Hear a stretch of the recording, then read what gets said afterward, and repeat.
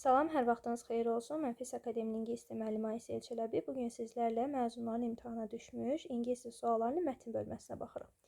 Deməli, Nihao adasından söhbət gedir ki, 200 insandan daha az olan Havayda yerləşən 7-ci ən böyük adadır. 1864-cü ildə Şotlandiyadan deməli Robinson ailəsi bu adanı alıbdı. Onlar yerli əhaliyə adada qalmağa icazə veriblər və öz yerli dillərindən istifadə etməyə, yəni Havayian dilindən istifadə etməyə icazə veriblər.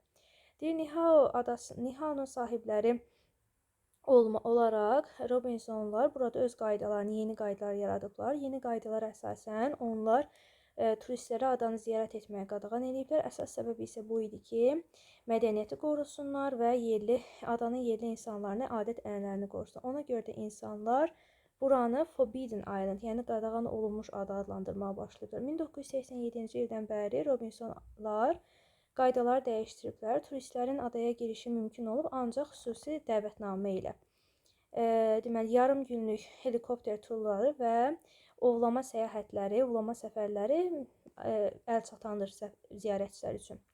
Bu günlərim Nihao'nun yerli insanları əsasən balıqçılıqla və yəni yemək əldə etmək üçün, qida toplamaq üçün ovçuluq və balıqçılıqla məşğul olurlar. Nihao'dakılar deyir, Nihao adası bitkilərlə, güllərlə zəngindir, çünki çox az yağış yağır ora.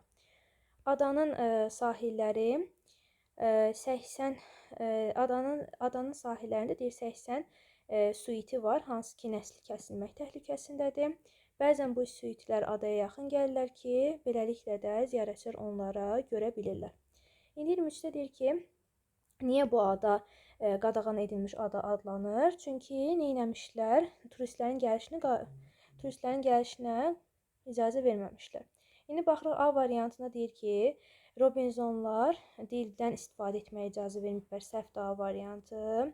B-də deyir ki, baxaq B-yə, Robinsonlar adanın adət-ənənəsini qorumağa qarşı idilər. Bu da səhvdir, çünki xaricilərə adanı ziyarət etməyə icazə verilmirdi. Elə C variantı olmuş olacaq. 24-də düzgün variantı istəyir bizdən, baxırıq. Deyir, ovçuluq və balıqçılıq yerli insanların qida əldə etməyə əsas yollardır. Elə A variantı olmuş olacaq. B-də deyir ki, Robinsonlar adət-ənənələri dəyişdirmişlər, səhvdir. İstədiklərində deyir, turistləri ziyarət edə bilər, səhvdir. Nihao rəngli bitkilərin və güllərin evidir. Yüksək, yəni şəkildə yağıntı miqdarına görə yox, əksinə. Çox az sayda bitki var idi, çünki çox az yağış düşürdü.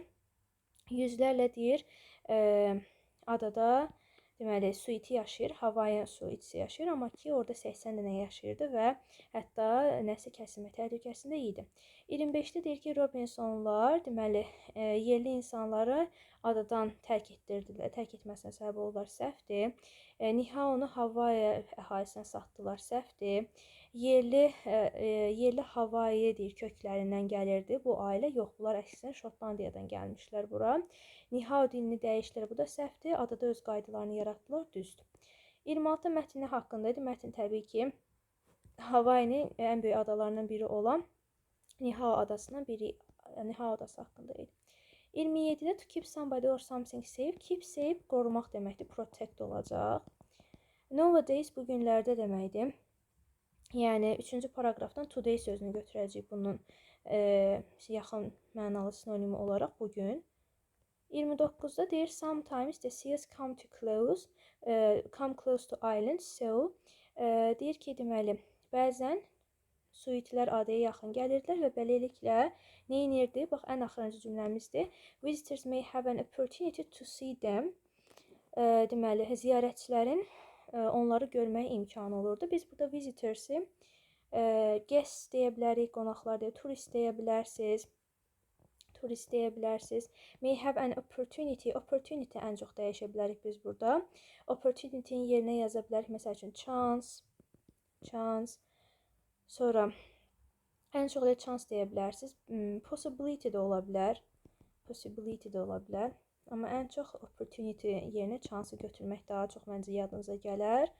C-nin yerinə də observe yaza bilərsiniz, watch yaza bilərsiniz,